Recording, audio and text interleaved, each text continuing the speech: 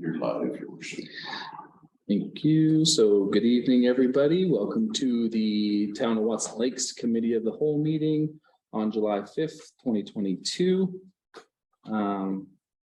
Beautiful July evening. Thanks for everybody in the gallery for attending. We have one addition to the agenda. It's number 13, and it is described environmental reserve, which Cam will speak on. So if I could have a motion to adopt the agenda as amended, please. I'll make a motion to adopt the agenda as amended. I'll second. Thank you, Councilor Hanchar, Councilor Burtis. Questions? All in favor? Carried. All right. Motion to adopt the minutes from the regular council meeting of July 22nd, 2022, please. Make a motion to adopt the minute. Thank you, Councilor Paquette. I'll second that. Thank you, Councilor Hanchar. Any questions? None from me. None for me, thanks. No. All in favor? Aye. Carried. All right, motion to pay the open payables in the amount of $307,742.25. I'll make a motion to pay the payables of $307,742.25. I'll second that. Thank you, Councilor Burtis and Councilor Hanchar. Questions? I got to, I have 60510. That is the music for Canada Day, the Arts in the Park. Okay. And then my second one was 60535. Back,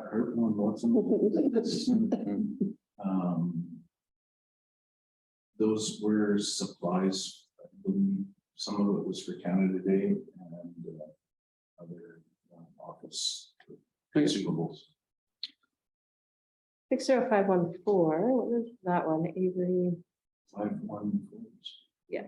60514. Sorry. That was the certification of the scales at the landfill. Okay. I just have two that I'm pretty sure I may have asked you before. 60518 and 60520. They're just like the 60518 is Duca Environmental, and that is the cost for the great mosquito program. Oh, Sorry, what was the next one? 60520. 520 Great West Equipment, and that is the undercarriage on the excavator at the landfill, which was one in budget. Thank you. And actually we had budgeted 30,000 and it came in 23. 60521. Did somebody ask about that one? That was the Canadian dollar store. 60521. That is the candy and stuff for Canada Day and Discovery Day parade.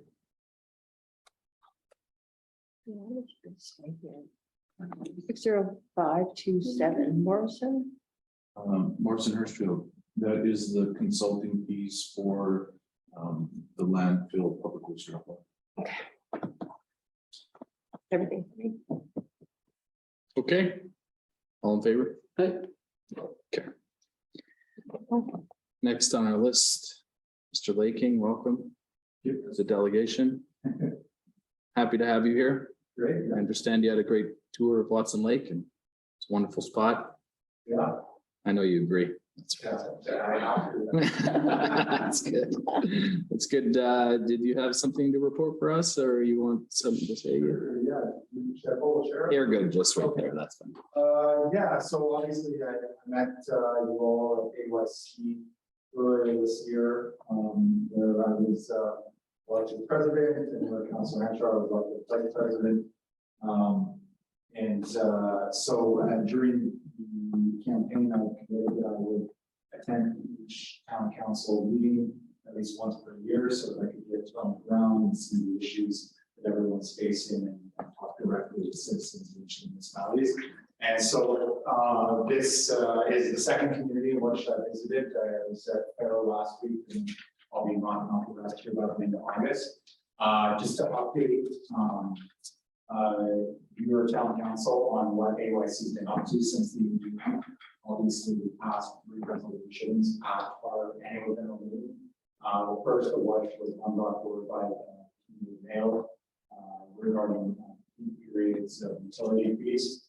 So we've been in contact with the government on that. We recently received back correspondence from Minister Stryker on that, which we're now reviewing, which on what our next step will be. The next one, and probably the one that's received the most media coverage, is to do with the extension of councillor terms and mayor terms from 3 years to 4 years. We sent a letter up to Minister Mawson on that. We received some positive feedback from the government on that. They presented our executive with some options as to a path forward. And those options were to launch a YG-led survey or an AYC-led survey. The board ultimately opted to go with a YG-led survey, as they would take on the resources and use their existing capacity to deliver that survey. We have signed off on the language. We recently signed off on some draft language on that. We'll likely do a launch of a survey for electoral reform for municipalities to extend the terms here in the next month or two. This will inform cabinet discussions at the territorial government level, and they're hoping to have whatever eventual outcome is as part of their legislative agenda for next fall. So, in all things considered, I think it's going pretty quickly for the way YG operates, and so that's been a pretty good one so far. The third resolution, which is also moving forward on, is to do with relief for municipality related to COVID expenses.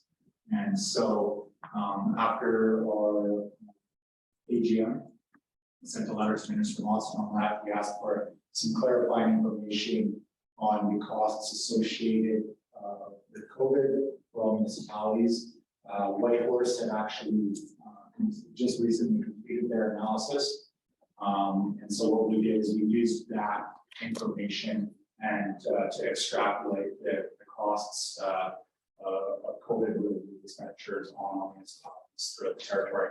We recently, I think as of yesterday, we went back to Mr. Mawson with the spreadsheet of those costs, and so that's our initial ask, and see what he comes back with. And so that's the quick update of what we've been up to since the AGM. But I think a big part of why I thought it was important to be here tonight is to meet directly with you, start the personal engagement, and find out how it is that the AYC can assist Watson Lake, how I can assist Watson Lake.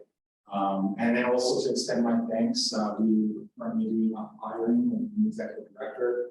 You've lent us your CAO, Ken Lockwood, who's been on the hiring committee. So thank you for lending us this time. That's still an ongoing process. And thank you also for lending us Councillor Hanchar, which has been valuable asset. So I'll leave it to you. Yeah, no, that's great. Thanks, Ted. No, thank you very much for all of that. That's great. And we're very happy to have Lauren as part of the AYC executive. I think she's an asset as well. And to be a part of AYC as the town of Watson Lake, I think it's huge, because in the past we haven't been as much at the forefront in AYC as representation wise. So I think Lauren's going to be great for that as well. We've elected Councillor Paquette as our other officials, so our representative, I should say, and I think they'll both be very valued at that table. So You guys will keep me honest. yeah, that's right. But yeah, thank you for everything. And the 3 to 4 years is, it's, I think, the right path. It's hard to find, I think the big discussion was having to find counselors. It's not as much of a sought after position these days. So to have some more consistency will be good for communities, especially communities. I don't know if Whitehorse maybe falls into a different category, but I know for Watson Lake, it'll be good. The COVID relief, we also extended a letter and we had the same response. And we still have yet to follow up on again at that point, so it seems a bit, I don't know, tedious. And if anything, maybe we could lend an ear, get some info on what Whitehorse was looking for, so maybe we can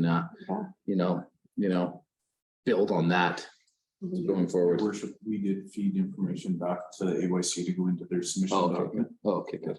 So, okay. And so I have submitted on behalf of all of us. Yeah, okay, good.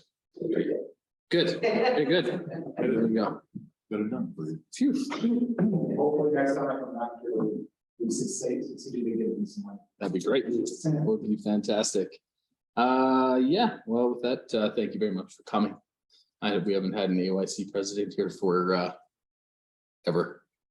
So nice to see you all. But with that, we'll just carry on. CAO Lockwood. Thank you, Your Worship. Yeah, so it's a few updates tonight. Our fire chief was supposed to be in and to work as of yesterday, but due to the road closure, he's delayed. I'm crossing my fingers, hoping that he will arrive tomorrow. But understandable why he's running behind. So once he's in, I'll get around and introduce everybody and set up. So an update, municipal services building, deficiencies are moving ahead, even though they were supposed to have them completed by the 30th. A bunch of Ion Kachika's equipment got pulled off site to go deal with the road washout. So that held up some of the site deficiencies. The other deficiencies in the building, I believe, have been looked after, other than some minor stuff like the bulletin board, which is on back order. So we are making progress. And so those things are getting looked after. Last week was rather hectic over there for our staff because we had the in-ground infrastructure repairs being done, and it tied up considerable time for our staff, and I'm billing that back to Johnsonville. So then the other issue was we talked signage for the new building. We've been really struggling to get quotes for the wooden cedar signs. We did receive one quote out of a company out of all places, Banff, and price scared me. Yeah. I would figure that. Well, yeah, they're doing for the parks and everywhere, but yeah, double-sided sign, cedar sign come in at $10,000. Yeah. So needless to say, we're shopping elsewhere, but I just thought I'd update you on that. Admin building is, everybody can see when they came in tonight, landscaping is moving ahead. They're having some issues. They were supposed to have concrete poured as of the 25th, but there is issues with their supplier being ready to pour. So that's delayed things, but they are moving ahead, which is nice to see. Dry hydrant project. It is proceeding right now. They've done a bunch of the work on it. The only thing that's at now is a heritage assessment needs to be done to satisfy yes submission. So YG is issuing a contract this week for somebody to do the heritage assessment. And once that's done, then it'll move to the next phase. In-ground infrastructure, so Tintina Way, the tender documents will go out by the end of the week for Tintina, for the sewer, so that work can be completed this year. And then the contract documents for the next year's work on phase 1. We're hopefully going to have them out by February for work to start in the spring. So they're working on them already and might go out sooner. So So the only thing that's happening this summer is that one little. Yeah. East stretch. Yep. Okay. And we pushed to get it because it was a big ask for short time frame due to the delay in the contracts going out to Ottawa, approving and funding. The other thing that has been approved, which I know Councilor Burtis would be excited about, is our grant money for the trails and the signpost forest project for the consulting. So that's been confirmed by MP Hanley. He reached out and spoke to Tiffany last week and confirmed that that money has been approved, so we can move ahead with the consultant on starting that project. And that is a tiered funding through Ottawa. So once the consulting site's done and the plans are approved, and we can apply with that plan to go back for money to actually implementation. So that was a huge announcement for us. So those are some big things that we got coming up. Coming up in the short term, Northern Light Center, I'm very happy to say that we are operating 7 days a week. It took a little twist this week because the amount of COVID that's gone through in our staff. So it has a considerable amount of overtime to keep it open, but we've committed that we will be open 7 days a week, and staff have stepped right up. And but staffing is, as anybody that's got employees knows, staffing is challenging. And the new generation doesn't seem to have the work ethic or stuff that we were raised with. So it's a challenge. We've gone through some staff. We're in the midst of training other staff to cover other staff's positions. So it's this revolving door, but we're plugging ahead. So the nice part was we were able to have the water slide open for Canada Day and the Saturday, which was huge. We never got any positive feedback on Facebook for having it open, but we sure did for not having it open. So and it's unfortunate Canada Day numbers were dismal. I've never seen the attendance at Canada Day as low as it was this year. It was absolutely sad. So I don't know what the answer is. I don't know where everybody went. So anyways, staff were there, got everything set up and had things running. It just didn't have the numbers. So, but that's all I have for now. I'm sure you'll have questions in Councillor Open Forum. Yeah, that's great. Thank you, CAO Lockwood. What's going on as usual? Give you a little hiatus this summer. We'll put back in for a little bit. So yeah, that's great. We'll move on to number 6, which is the quarterly department reports. Quite lengthy, so I'm not going to read them out, but if there's any questions regarding the reports. I just had a question that I already asked, but it was there's a lot of training that's planning to be had or whatever coming up, which is great in a lot of different departments. And my question was whether or not we were accessing any of the community training trust funds to cover any of that. Oh, department. Yes, Your Worship, and that is something that we normally apply for. And I believe it is just sort of hung up on one desk upstairs, and it's something that will be submitted. Thank you.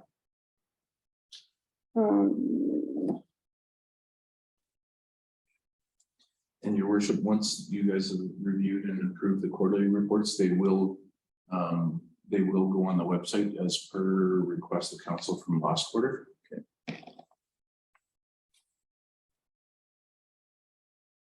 So I'll ask for a motion to approve. I'll make a motion to approve the quarterly reports. Thank you, Councillor Hincher. I'll second. Thank you, Councillor Burtis. Any more questions? No thanks. Carried. I would just say thank you because the reports have been evolving, and I think that they're becoming very clear, and that the public, I think, can break them down very well to see what's actually happening. Sometimes they're not so clear, but it's great. They did a great job this time. So thank you. And next on the agenda is the admin report for the dump truck tender up here. So the purpose of this admin report is to seek approval for a proposal for a dump truck purchase contract. The recommendation that council accept the proposal for Inland Kenworth, financial implications, gas tax funding in the amount of $250,000 was applied for and approved for the purchase. Our strategic priority implications. This activity is an item in council's 2019-2021 strategic plan.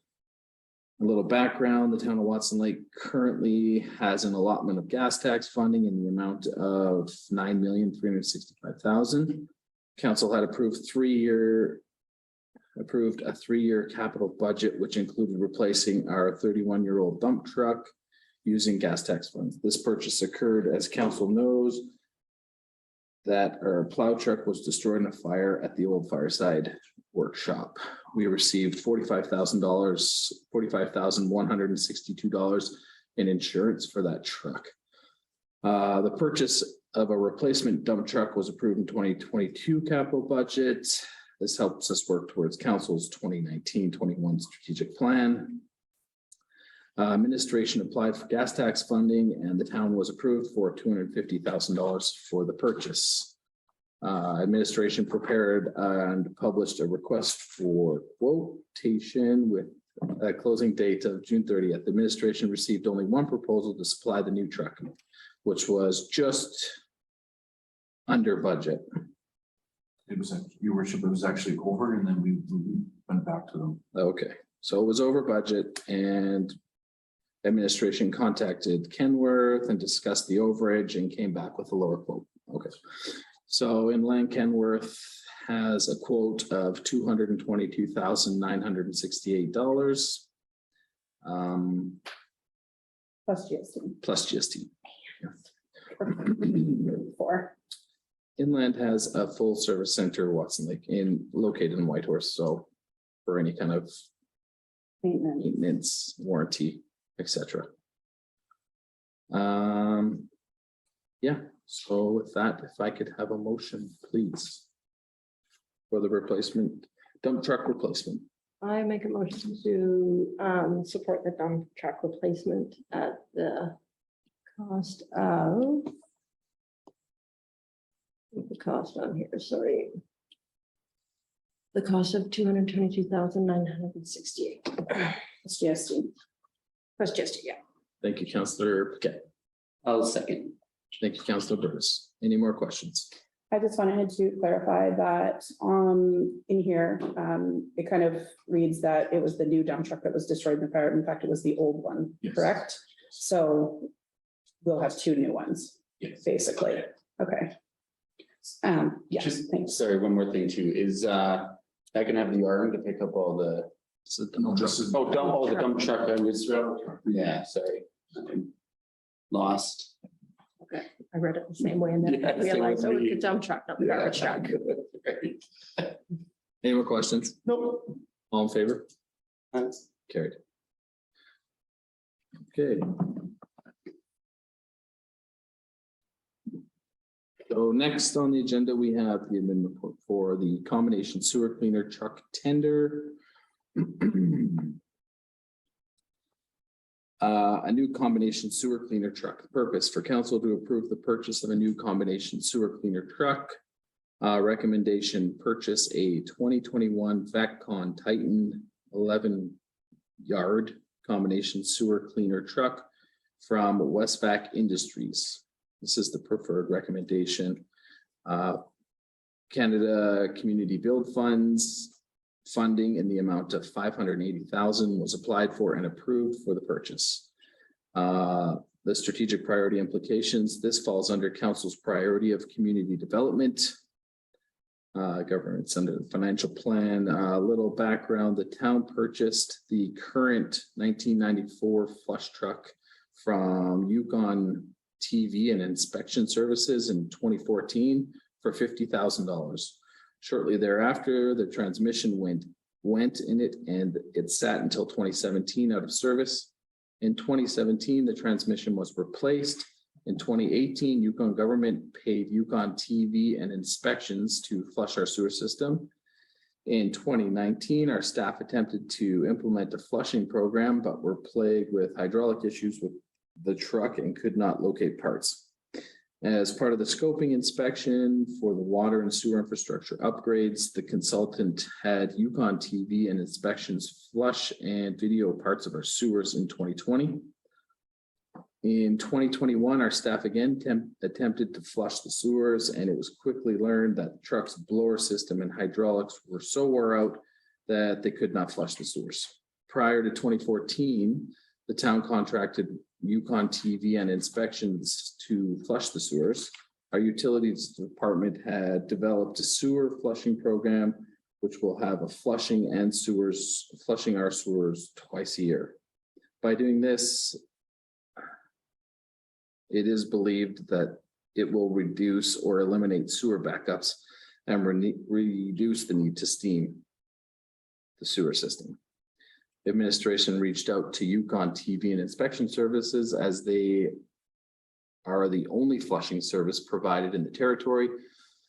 For an estimate, they provided us with a quote of approximately $52,000 per flush, or $104,000 a year. Hence the reason the large communities own their own flush trucks. Currently, we have approximately, as discussed before, $9.7 million in the Canada Community Build Funds, with which this purchase is eligible for. Use of the CCBF capital money for this purchase would offset the pressure of trying to locate O&M budget money to contract this service and allow us to spend the O&M funds where there is greater need. This would also reduce employee wages in dealing with backups and steaming after hours on weekends. Based on the approval of council, the purchase was budgeted in 2022 capital budget for $580,000, and CCBF funds were applied for and approved by the CCBF Review Committee. Administration prepared and published request an RFQ with closing date of June 30th. Administration received 5 proposals to supply the new truck, which were all over budget at $580,000. Administration and operations reviewed the proposals to ensure compliance and confirmed that they included the required documents. So we had 5 different options. Westvac Industries was $589,900 plus GST. VMAR equipment bid number 1 was $603,462 plus GST. VMAR equipment bid number 2 was $597,948 plus GST. Bid number 4 was again VMAR equipment bid number 3, which was $607,221 plus GST. And option number 5 was SuperVac 2000, which was $681,186 plus GST. Administration recommends option 1 from Westvac Industries, which is currently in stock and can be delivered to us within a month. And they would complete the training at the same time. This would allow us to put the truck to work this fall. Option 2, 4 from VMAR Equipment and option 5 from SuperVac are probably a year for delivery, as they are not in stock and cannot be built until truck chassis become available in 6 to 8 months. Administration can amend the CCBF application to cover the extra $9,900. Any questions? I have a couple. So I guess my first one is, where are we at with that policy? Sorry, I've been very vocal the past few months as we've been discussing this about my feelings around the municipality potentially competing with the private sector to provide these services, given that we have more than one company in town that have the equipment necessary to provide. I realize not to do the sewer flushing. I realize that's a thing, but the other aspect of it, which is the steamer portion of it. We had discussed in the past about potentially putting out a, whether it's a competitive bid or a request to provide service, I think is what we were calling it. I was wondering where we were at on that, just because I do feel really strongly about that. Do you want to answer that and I'll ask my next one, or do you want me to keep going? Go both questions. Okay, my next question is a request and a question. When we receive these administrative reports, they keep saying the price plus GST. And my request is that maybe it also include the total price after GST, because we only applied for $580,000 for this truck, but in fact, after GST, it's gonna come in at $619,395, which is $30,000 over budget. So my question is, where are we getting the extra money? Okay, Your worship, I can answer both those questions. Thank you. So the procurement for the steaming is on the list of priorities or that council has given me to work on. Okay. And it's hasn't got to yet. The second question about adding the GST into the price, we do. GST is something that we don't, we claim it back. So it's not a cost to us that at the end of the day, anything we pay in GST, we get reimbursed right away. Okay, So that's why the bids are listed with the actual cost that it's gonna. do we get it reimbursed in full? For all GSP. Thank you. Yep, you're welcome. Can I just make a comment more than a question? When you do the math between the two trucks and what we got with insurance, we're actually ahead $30,000. Sorry? When you do the math between the two trucks and what we got with insurance, we're actually ahead $30,000. Between the two trucks, you do the math. Well, we didn't get insurance for this truck. We got, Oh, but I'm saying you got insurance money for the other truck, right? Yeah. It's said in there. And if you actually do the math with everything, because I know we're under budget and then we're over budget. And what we got with insurance, we're actually ahead $30,000. But just, I did the math for that and I was like, oh, that's really cool. So we're actually ahead. And your worship, the other side of it too is that we're gonna list the 1994 truck for sale on our liquidation site. okay, So there should be some funds coming. It's kind of confusing though, because one truck is, they're both from the same fund, but they're called different, right? Yes, Because one's and gas then- tax and one is community. Yes, and that's Same. that's I'll apologize for that because I haven't adapted to the new name. I think it's apples to apples, Yeah, but it just just saying, in my yeah. mind, everybody still calls it gas tax. All good, just, it's almost good that we put both in there so we could clarify that it's the same. fund. yeah, Yeah. yeah. Okay, so if everybody's content with that, I will need a motion to approve for the purchase of this truck. I will make a motion to approve the purchase of the. Sewer cleaning truck. As per, which was it for $589,900 plus GST From Westpac. from Westpac Industries, yes. Thank you, Councillor Burgess. I'll second that. Thank you, Councillor Paquette. Any more questions or comments? All in favor? Any against or opposed? That's 2-4-1 against, so that'll be carried. Okay. Thank you, everybody. So next on the list, we have the first and second reading of bylaw 2204, bylaw to provide for grants. We had a discussion about this in our previous meeting. It is an amendment to that for one of the grants and sorry. Let me pull it up here. 1 second.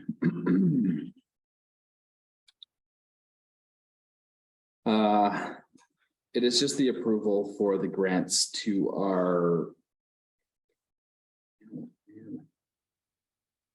drawing a blank here, please, CAO Lockwood. So these are for the grants in lieu for the nonprofits. Thank you. Your worship. Yes, thank you. And I can elaborate too, because last meeting we did not have all the documentation from the Watson Lake Riding Association. I am now in possession of their financials, so they do qualify. The only thing they're waiting on is their society's confirmation, but their documents are all ready to be sent in. Okay. So could I have a motion for the first and second reading of bylaw 2204? I'll make a motion for, sorry? I'll make a motion for first and second reading of bylaw 2204 to provide for grants for the property taxes for nonprofit. Thank you, Councillor Hancher. I'll second that. Thank you, Councillor Burgess. Any more questions? All in favor? Carried. Sorry, was that the- sorry. Okay, okay. Okay, so next on the agenda is number 11, the counselor code of conduct. We've had some discussions and Number 10. oh, I'm sorry. Thank you. Number 10. Going backwards. I'm so excited. It's nice. Okay. Okay, so first reading of bylaw 2205, bylaw to amend the zoning bylaw 1507. Just to elaborate a little bit, the location of this is 403 8th Street. It's the old Parhelion building. It's currently zoned as commercial. There are party interested in changing that zoning for housing and staffing housing. So as everybody knows, we're trying to get more residential units in our community, and this is a great opportunity for that to happen. So yeah. So Discuss? yeah. Okay, so I just had a question. I was totally in favor of this project. Happy it's happening. My question is, are you able to tell me why it's being zoned as R1 residential and not multi-res? Because under multi-res, it must be, in their application, it's to make 2 units, which falls under residential. Multi-residential is 3 units or more. So I guess, again, not trying to stall the project or anything, just the thought for later, but if you look at the application, like she states that there's going to be a whole bunch of bedrooms and a whole bunch of people living there, right? So it's basically seems to be a circumvention of the intent of the bylaw. It's essentially a multi-residential situation crammed into 2 units. Unfortunately, this type of situation is not addressed in the current bylaw or the new one. So I'm wondering if that's not something that we should investigate, as to whether or not there should be consideration for the new zoning bylaw. Just because there's nothing in there like about boarding homes or anything like that, because it's not it's not a duplex. Like, I mean, it is because it's 2 units, but there's tons of people living there and it's almost like each room is gonna be set up as its own little, at least that's how the document reads. So I feel like if it is like it is technically 2 units, so it is a loophole for them. Like, I don't think there's anything we can do about it for this particular circumstance, but I think that going forward, that's probably something that we should look at. Yes, Your Worship. It's something I spoke to our consultants about, and other communities actually limit the amount of bedrooms in a residence to like maximum 5 in a lot of the major centers. So that was something that I spoke to them about. It is an anomaly. Unfortunately, it does not fit multi-residential, but it will, based on the number of units, it's going to trigger all kinds of stuff with the building, like the building inspector under the national building. The reason why I was asking that though is just because if you look under multi-res, it does list duplex as one of the potential uses. And I just thought like going like into the future, like trying to look past this just one time, we're just gonna end up having to rezone it again. If they choose to sell it, because I mean, the fact of the matter is that the 2 apartments are 2 like awkwardly shaped things. And so just assuming that the next person who goes to use it is not going to use it for probably that same use. So I just think it makes sense to do it now, as opposed to like doing this zoning into R1 and then having to redo it in a couple of years when they potentially sell it or whatever. So just my thoughts. And then I was just curious if there's a difference in the mill rate for R1 and multi-res. Like, are they taxed differently? I believe they still fall under the same rate. Yes, they do. Yeah, residential. So the only difference is when you change to commercial. Right. So I guess with that, the suggestion would be to bring that up with our zoning discussions. Yeah. And I don't think you're wrong. I think that's a lot of people to be in 1 unit. And I don't, as much as we need residential units, be a little excessive, might be a little cramped. They're still gonna need parking, they're still gonna need services, they're still gonna need et cetera. So something we can discuss more for the zoning. Yeah.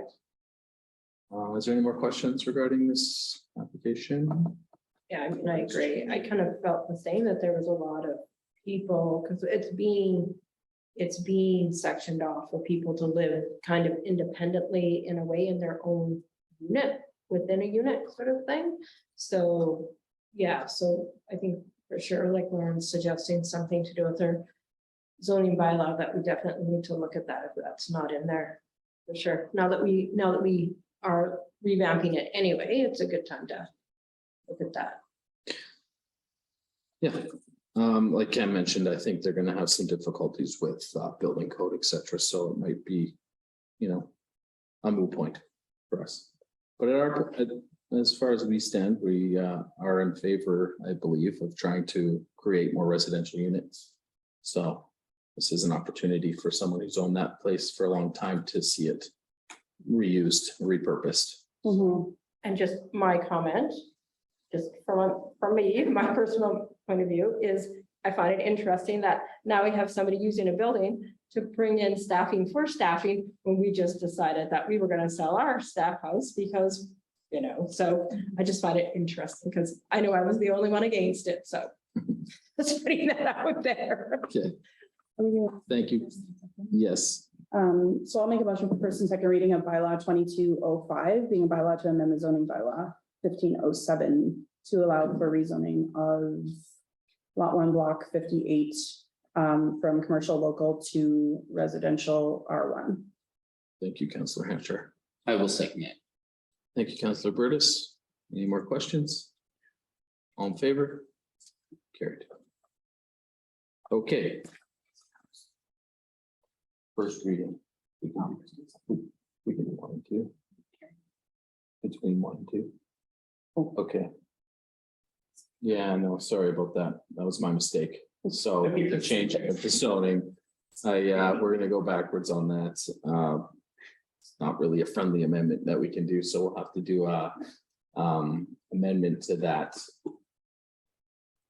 motion, please. Thank you. Because we have to do a public hearing for the zoning change after the first reading. Okay. I'll make a motion to amend the previous motion to be only the first reading of bylaw 2205. Thank you. I'll second that. Thank you, Councilor Manager, Councilor Burtis. All in favor? Carried. Apologies. No, my apologies. I should have before, and it even said this on this. So, In your worship, the public hearing will be scheduled for your August 16th meeting. okay.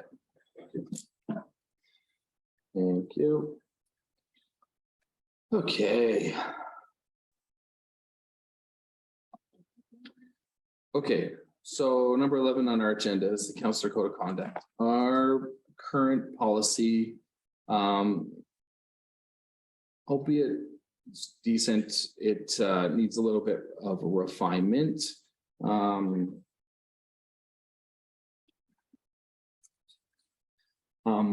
There's a level of accountability that I think that is missing from our current code of conduct. And to have something formal in place and recognized as, I don't know if you want to call it repercussions, but you call it, like I said, accountability, really in the forefront of being leaders within the community and understanding the role and respecting the position and administration's position as we are counselors and leaders of the community. So we needed to change what we have to a bit more of an elaborate code of conduct.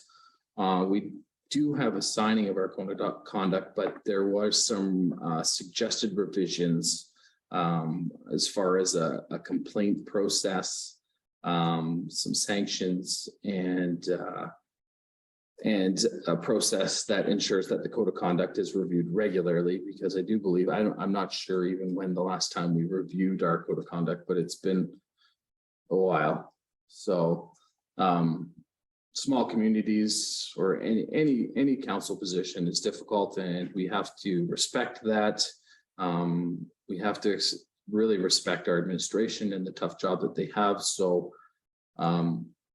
Michael Prouse, our community advisor, has laid forth some suggestions.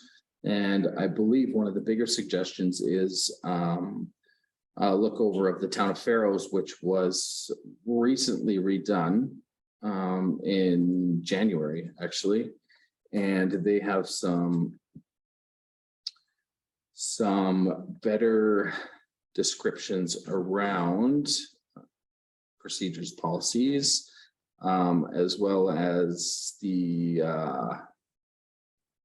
administration piece and acknowledgement of the job of the CAO and our relationship with the CAO. And use of influence within the community, which is difficult at times. Also, the complaint process. Also sanctions. So with all that said, the town of Farrow has a really well-written bylaw, and after some discussions with administration, I do believe that we can request them to draw up some changes to our code of conduct to better follow with the town of Farrow. If you guys are in favor of that, or if there's any other discussion, please, this would be a great time to bring forward any concerns or any comments you had on that. No, I just really appreciate what Mike brought his recommendations to us, and the code of conduct for Farrow, like the highlighted areas that he's taken out of there are really good, I believe. And by looking at ours just looks so much more simpler, less descriptive. So I think just the stuff that he's pointing out that's not even really in ours is really nice to see. Yeah, ours was definitely simplified. I think it was a more generic code of conduct and less specific, whereas the town of Farrow has really broken down everything so that it's very clear, it's very obvious, and there doesn't leave a lot of discrepancy there. And I think that it's you know, it's needed. I think that there's purpose for it, and if you guys think that it's, Is there a motion? yeah, if you think it's favorable to ask administration to use the Farrow bylaw, then please, then we can move forward on that. I'll make a motion to direct administration to include the highlighted points from our community advisor into our existing policy, or redo our policy. I'll second that. Thank you, Councillor Hanchar and Councillor Paquette. Any more questions? Not for me. I will just comment that our policy, being that it's not really point form, or it's not really, you know, it will require a bit more of a breakdown and be a little more directed towards the bylaw from Farrow. So with that, all in favor? Aye. Carried. Okay, number 12 on the agenda is the Tierman property. As a delinquent and arrears property. I have a huge, let's see here. You looking for the dilemma motion? Not so much. I have the admin report, but it's more what I'm, It's like an FYI. I feel Yeah. like, right? There doesn't appear to be any action required. So actually, the chairman property is now titled, your worship, this title has been transferred to the town. okay, And under the town's policy from 2011, it's a statement to establish a policy for lands acquired through taxing process, which this falls under. And it states council recognizes the need for a policy to deal with the property for which may from time to time be obtained by the town of Watson Lake as a result of the taxing process. Council further recognizes the need for a policy to dispose of such properties in a fair and transparent fashion. So under number 1, when such property is obtained by the town, council shall decide to retain or sell such property. Under number 2, should council decide to sell such property, a public offering shall be made for the disposal of such property. Number 3, notice and terms of the sale shall be posted in 4 conspicuous locations for a minimum of 3 weeks prior to closing date.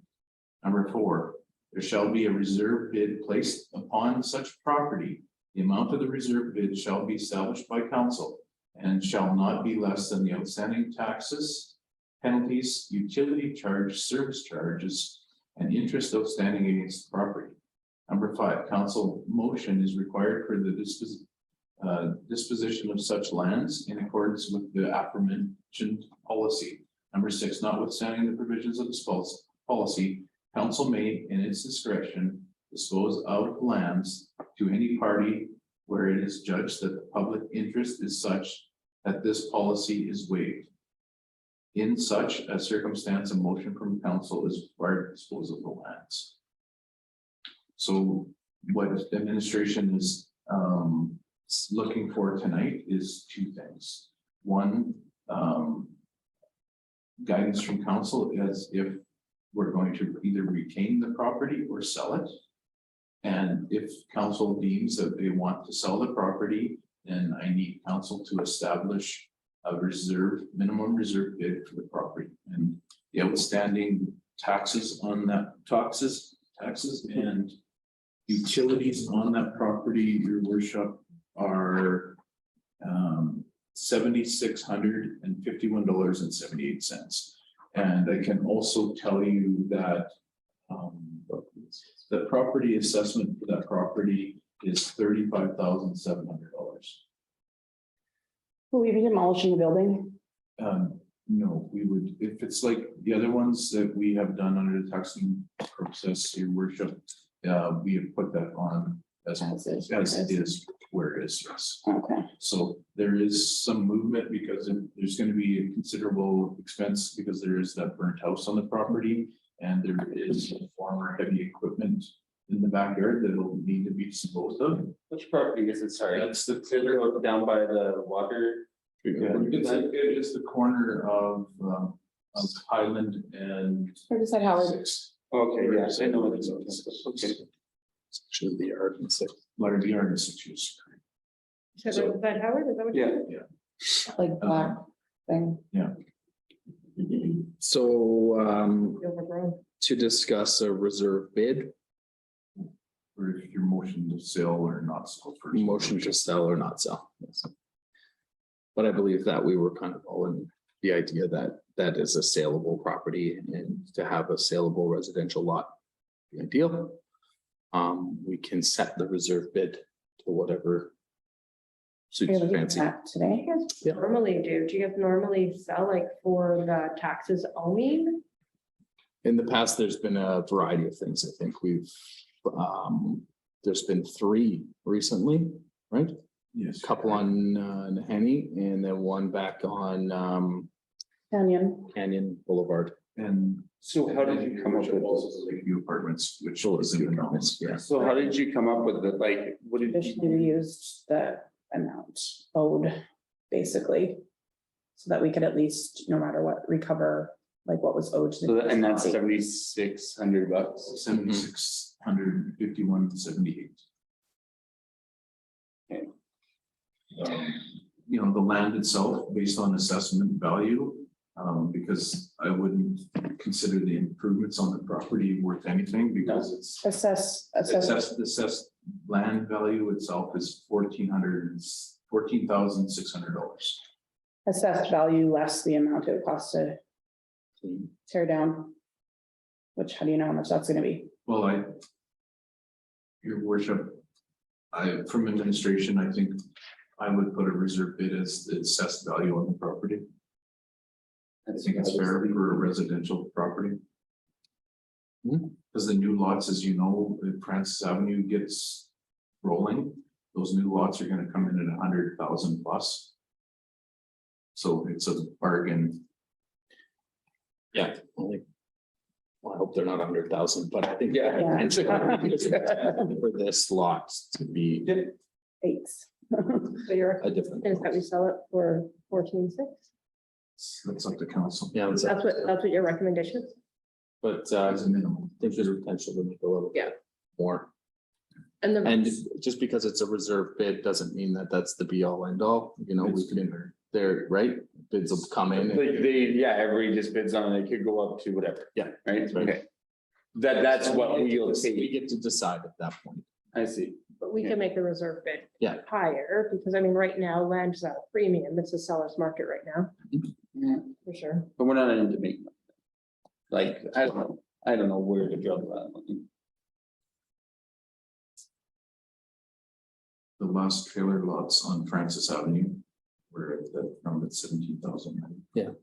I'll make a motion to put the Tireman property up for sale for the assessed value.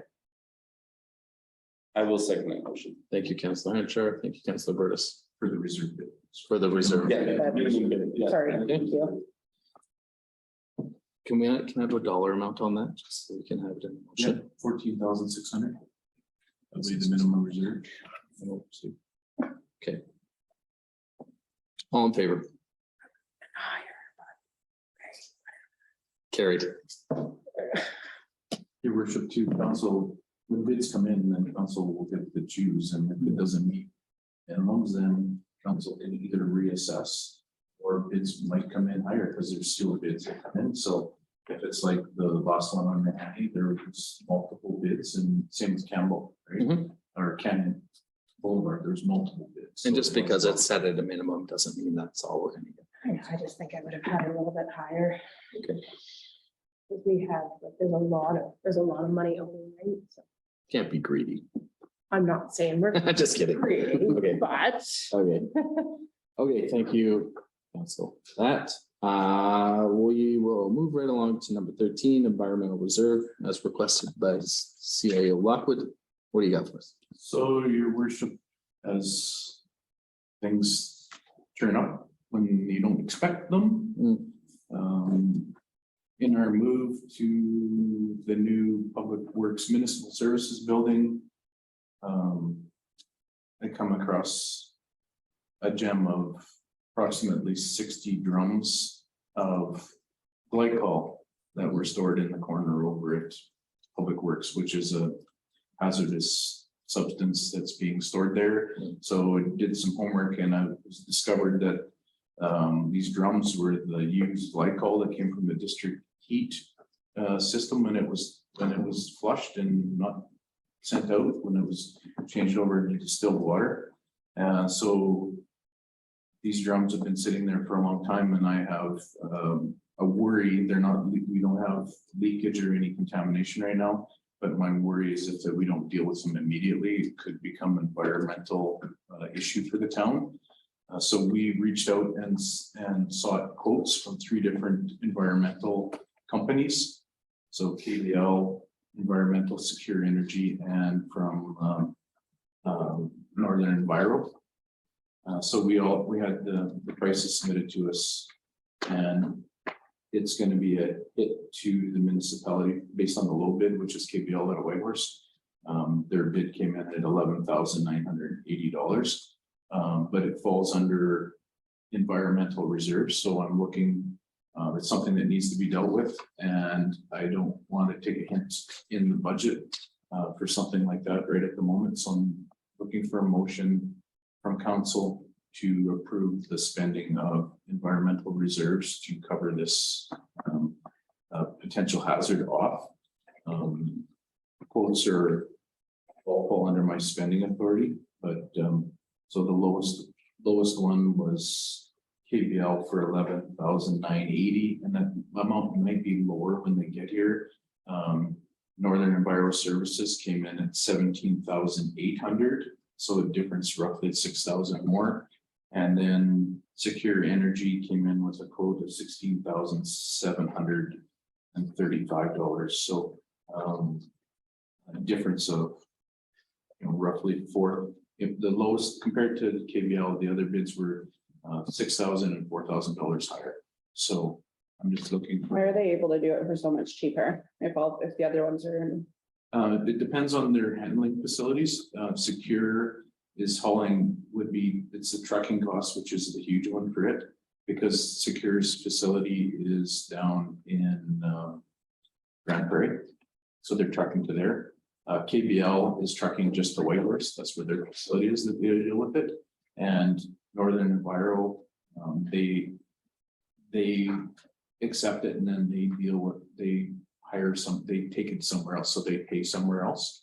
So I believe that's the reason that their costs are higher. Is there no, You know, my choice is always someone local.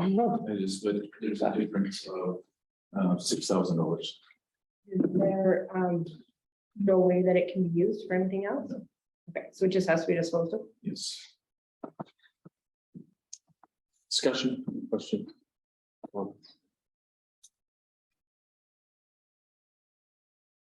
I mean, it is what it is.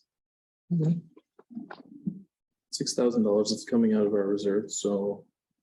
Do you know what's in our environmental reserve? right now? $963,000 or $64,000, your worship. So we're looking at using 12,000 of that reserve money for easy figures. Or 16 if we want to spend it locally, No, 18. or 18. 18,000. I want to send it locally. It's yeah, it's a difference of a third. Spend more.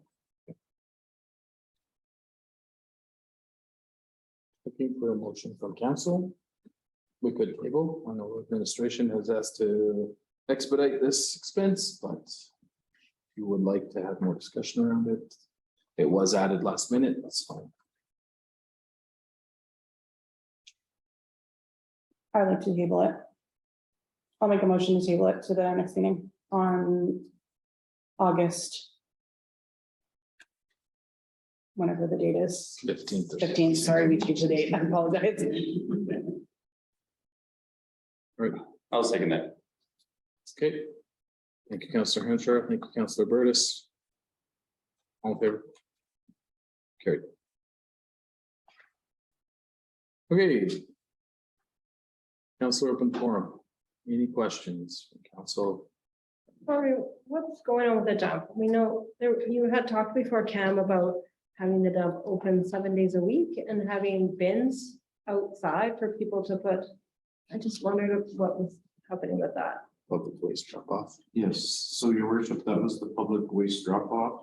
Remember, I brought that forward at. That was 2 meetings ago where we received only one quote when it went out nationally. Which was almost double what the budgeted amount was. So we've gone back through Colliers and they've been trying to solicit other submissions. Okay. And as of 2:30 today, we still had received a submission, but we have been in contact with a local company who were talking about submitting a price to us. They actually reached out and wanted to know how much was the approved capital budget for it, which is a public number. And I honestly expected to get a bid based on what was budgeted. But we have not received anything as of 2:30. So. Okay. Okay. Once it's done, yes, then my goal is to be open 7 days a week.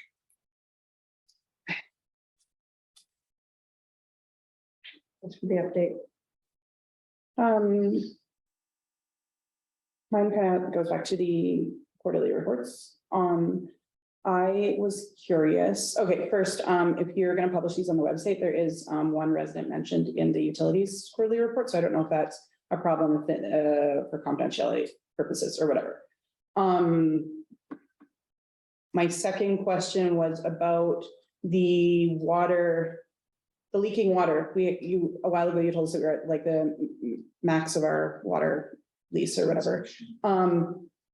It seems that we found quite a few leaks according to this report, so I'm wondering if that's under control now? Like, or has that number come down? Are we still kind of like in the So danger zone? I can answer both those questions, your worship. So the first one is that we can vet that citizen's name out of that quarterly report. That's an easy thing. And the second one on the water leakage, yes, it's been fluid. A lot of better terms. We think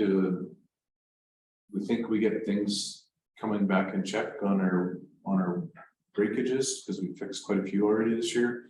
And then another one pops up. So we seem to be up and down. And then we had an issue this weekend with the storm on Thursday night and the thunder power outages and stuff.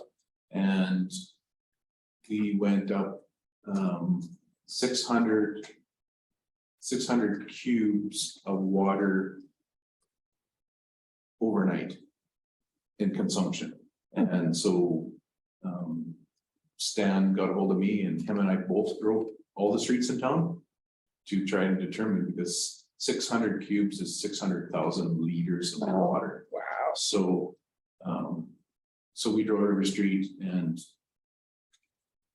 couldn't find anything. Mhm. And then Stan texted me later that night, and what the issue was the storm had knocked out the communication at the reservoir. Mhm. So the float, it wasn't telling the pumps to shut off. So the pumps from the wells were pumping, and it was, the reservoirs were full, and it was dumping out the reservoir Yeah. over the overflow and going to ground. So anyways, it's been fixed, but it was, we were worried about a mass break somewhere. So we are making progress, and as of next week, which is on the 12th, the training will take place in the community for our new leak detection equipment. The company is flying their trainer in from, I believe he might be coming from the States, but he's here to do 2 days of on the ground training with our staff. So then that, and they will be going, actually using it on our streets and stuff, so, which will be nice. Then we'll be able to narrow it down and start more digs. Cool. Okay, those are the two Thank you. questions. Yeah, just for that one thing. Sorry, can I just have Absolutely, part of the same sort of documents, it's just maybe easier, sorry. I was just reading, like, so the snow removal budget, like, I don't know if that's a Oh, typo. thank you. Yes. It says only $2,000. But is that like, Yeah, like it says that's. we budgeted $2,000. We went over $80,000. Yeah. That's just something wrong there. That was the glitch of us moving to breaking out all the budget lines. Yeah. Because the majority of our expenses for snow removal are salary dollars, so they show differently than that line item. Okay. So it's the 82,000 though, That is that's correct, right? So my other thing was just with that was, like, It says- I don't know, you might have talked about this before, like, how do we make that, like, how are we trying to make that up, or? Well, we're trying to budget it internally because of overages and other air shortages and other. Yeah. And staffing vacancies and stuff to work through that. It's a juggling match for us, but for us to go to a budget and put in an extra $83,000 and then the next 5 years, we don't use it, so then we're actually just padding a budget, which Mhm. an $83,000 in our budget based on $18,000 per 1% tax increase is huge. So I'd rather be able to cash manage it myself internally. Okay, no, that's all, it's just that number looked weird. It's like, no, well, and that just the 2,000, like, that just looked weird too, because it's like, that's like one day. I think that, we've had years consecutively with pretty high snowfalls. If we get a third, there might be some discussion around those Yeah, budget. next year's budget, we will, your worship will, in October, when we start doing our budget talks, then we will look back on the last 5 or 10-year average and then come up with better numbers for you. Okay, that's all. I was- This year was such an anomaly, right? Yeah. Yeah, no, for sure. Okay. I don't think you mentioned this in your report earlier, but I was just curious about the shower situation over at the rec center because according to this report, they're still selling showers. And my understanding was that it was like closed because they were going to be undergoing construction because of the mold situation. So I just was curious where we were at with that. Yeah, so originally we were gonna be closed because the contractor come down and wanted to start ripping things apart. And my question to them was, when are you gonna be finished? Because the contract scope was for a month, like from demolition to completion. And the contractor said, oh, well, I don't know. Because we still have to order stuff. And I said, well, until you have all your materials in hand, you're not tearing apart the showers. So we went back, my meeting with Colliers last week, we told the contractor still waiting on the petitions. Apparently they're on back order, and unfortunately, here we go, COVID excuses. but are on back order. So what we've done is that we've now delayed the start of that contract till the end of September. So that way we're outside of tourist season. So that way we can have those washrooms and showers available for tourist season. Okay, thank you. Proof? I mean, if you want to speak to that, I'd love to hear it. That wasn't my next thing, but. Sorry, and your wasn't enough of this. The roof was supposed to be here to start the rec center roof next week. He phoned me this morning at 8:50 and said that his supplier has back ordered the fasteners for the membrane, or the Supura backing for the membrane, like the base. And they've told him that it might be 2 to 3 months before they can find him anchors. And so he was reached out to them and had them find other supply depots across the nation to try and locate the anchors for him. And ours isn't the only project he needs them for, but he will update me as soon as he can, but that one as well is delayed. Thank you for the update. I was curious if there's, now that we have a bylaw person, is there any possibility of us applying pressure to whoever purchased that? I'm gonna use this as an example, but the Highland property for demolition and or development. And also all the other properties in town that just have a derelict structure sitting there. Can we take action on that now? Is there a mechanism for that? Yes, bylaw actually has been serving cleanup orders on properties. If there's a process we have to go through, property on Island, yes. It is sort of an anomaly because it was sold through the courts as a court foreclosure sale through the banks. But we still have not been able to obtain the proper title for that property with the new owner's names. So it's one of these ones in limbo, and unfortunately, it's too bad the sale went the way they did because the original bidder on that property was a local people, so we're committed to have it fixed. But we were, from what we've been told, it's been sold to somebody that lives down in like on the island, and that they had planned on doing stuff, and we have not been able to locate the proper thing because on your tax lien list that we got today, that property is still listed on there under the former names. And sorry, like the one that right beside, like, Yeah, Urge the Post. Right? Island Ave, yeah. Yeah, I don't know what that house is, like kids playing it all day. Yeah. Yeah. Unfortunately, the liability does not fall on the town, Okay. but we, that's why we have to chase the registered owner on it, because we can't legally go on unless Or they, or you must, unless we go in to do a full cleanup on it. okay. So we are chasing that one. So.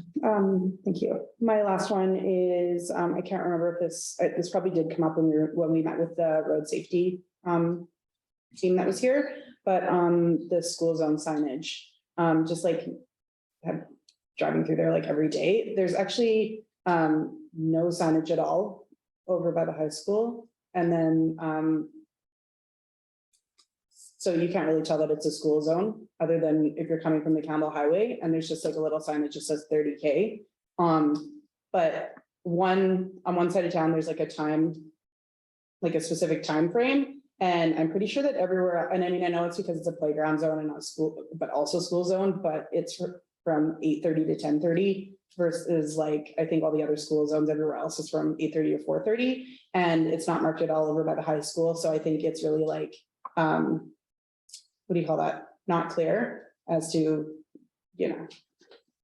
how fast you're supposed to be going through there. So I just can't remember if we addressed that or not. I'm sure that they're on that because I know that those guys were all over town looking at everything, but I know that you were kind of meeting with those guys. So your worship, the school zone one on. So consistency there. Yes, and some of that anomaly is because of the fact that some of it is in town limits where the other one's on the highway. So, but the school zone sign on signpost 4 side of the high school used to be right at the curve, where at the signpost, at the visitor center parking lot. Mm. And I believe it might have got taken out in one of the numerous incidents on that curve. Okay. But I have another meeting coming up with them and I will bring that to their attention and I will look into. Thank you, Thank you, Councillor Hanchar. thank you. Councillor Paquette, I'm good. Councillor Burtis. No, I know, I should think. I would just like to add a comment about the Canada Day's festivities. There seem to be a lot of discussions around town. I would actually like to applaud your administration in all their efforts to trying to, facilitate some activity. The community needs to be involved as well, and it's not administration's fault. However, I would like to discuss Canada Day festivities for the future in any capacity that we can. Maybe there's a budget amount that we can provide, or maybe there's something that we can add to try and pump that day up, or even change the overall look of that, because that seems to be one of the conversations as well. So I totally agree with you, and I think that whatever we've been doing in the past is very clearly not working anymore. I think like the climate Yeah, today but is completely different and people have different feelings than they had before. So I think that it's worth, revisit. revisiting. Okay, and I'll just leave it at that because we're a year away from that, but I don't want it to be forgotten. So we'll, in a minute, we can. We're going to do, sorry. Jasmine. We'll do a gallery open forum right now. So, yes, it is gallery open forum. So Janice, please, sorry to cut you off there. but- And in a couple of years in the past, I was camp slided with them. And team camp happened to go on when Canada Day hit. And we had more than double the amount of teams we've ever had. So that could have had a little large. Impact. And then there were 60 kids up there. It was Mhm. unheard of. Okay. That was a problem for you. That is a big part of the problem because the town seems so quiet, and that's why there was 60 people out at Bible camp. Yeah, plus all the staff. and- Okay. Thanks, Janice. Is there anything else you wanted to add? Okay, good, great. The sidewalk here, I'm assuming that the landscaping contract, the sidewalks are gonna be replaced. With the admin building, yeah. And the only other thing, what about the flags at the road? Canada flag and the town wants to take flag or in. Yes, and I can comment on that. The issue is our mat Oh, is broken at this moment. So we actually reached out to rent one and we've been working around the rental schedule. So the priorities were the hanging baskets for the flowers and the banners on the main drag. And then we ran into a slew of COVID with our staff, so we haven't had staff available. Another one of contention of mine is the Canadian flag down at the weigh scales as well. So, and then our shipment of flags was delayed as well, but they are on our priority list. It's just a matter of needing boots on the ground. I figured they were on the priority list, but they could only- Thank you. One more thing, just for information's sake, I know this is your jurisdiction. Why is there no Canada flag at the high school? Department of Education. I know. Yeah. Yeah, I don't know. They are doing a bunch of renos there. I don't know if that's part of their change of the They put fascia. a few flags there, just none of them. I see. So which it is still a. Okay. And that, Okay, thank you, Janice. Folks in the gallery, Ted, would you like any comments today? Add anything? like, Great. Yes, ma'am. Very quick question. Yes, absolutely. You go down Canyon Boulevard and you turn to go down to the river. And there's that lot there that's all scrap metal. Scrappy Larry. Mhm. Yeah, thank you. There's a fence.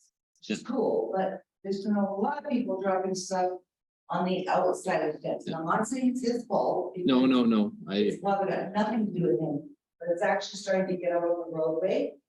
And we go down there to get our firewood. Yeah. We have a thing, we have our permits. So the roadway's just trying to get blocked, so we used to, I don't know, if it's your, in our, like in the towns or is it? in our reports from the departments, that topic was brought up and bylaw has been It's been nonstop. aware, Okay. so they are working on it. The Min is working Yeah. to remedy that situation. Over the long weekend, there ended up somebody dumped the 16 tires there as well. Oh. And it's a roadway, it's not Mr. Noel's property, it is an actual roadway. So there is signage that we have, which is going up there. And the other thing is that we are putting cameras up there, because bylaw's been nonstop and somebody else has been dumping household garbage. We've got another location where somebody's actually dumping human feces. So, It's. Nice. nice. All right, is there anything else from the gallery? Yeah. Ask for consideration with regards to the earlier points, with the two companies, or the three bids you had. Yeah. Hazardous waste. Yeah.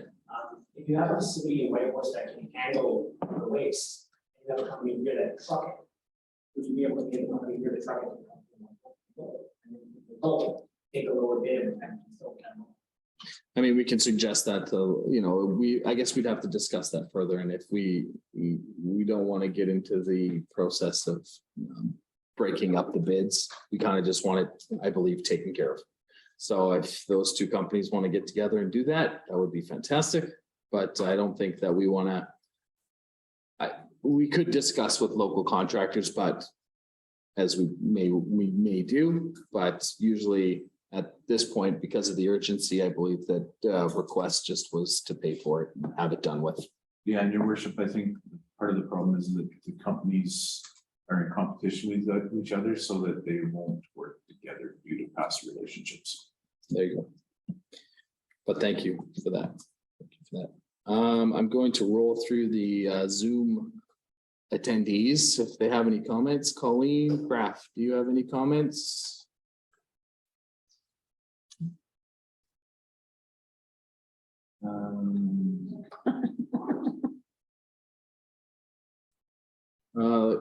So a comment, lack of participation in the rec events could be due to personnel using their personal Facebook profiles. Okay, take that into consideration. Anything else, Colleen? You'll just have to unmute yourself. Okay, thank you. Michael Prouse, do you have anything to add? Nope, nothing here. Thanks for having me. Thank you. Thanks for coming. And Patty McLeod, any comments? No, thank you very much. Thank you, Patty. All right, well, that will end our gallery forum. We have nothing for in camera. And the final thing of our agenda is adjournment. I'll make a motion to adjourn. I'll second. So I'm sure. Thank you, Councilor Burtis. That is all. Thank you, everybody, for attending.